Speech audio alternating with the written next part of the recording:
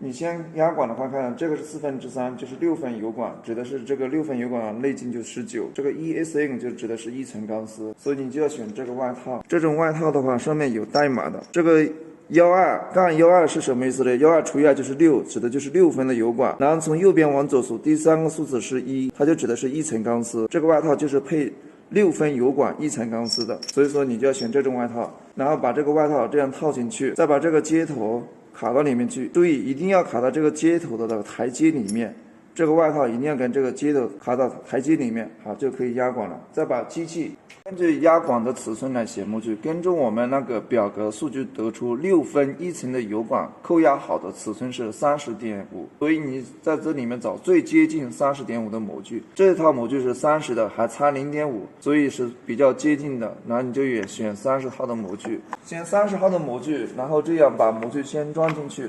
现在是装模具，把模具装上去。装好30号的模具，因为我们压管的尺寸是30.5，现在是模具标号是30，还差0.5，所以在微调里面转50，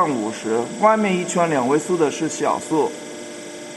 中间有个红点，外面是50，它是小数，就是0.5，上面的1位数是整数，它是0，所以说这个就是0.5加上模具30，就刚好是30.5，现在就可以压管了。油管从前面往后面推也可以，或者从后面塞进来都可以的。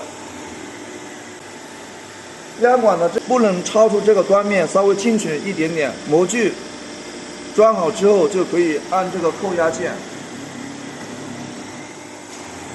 压到位的时候再按退回键，这样这个油管就已经压好了。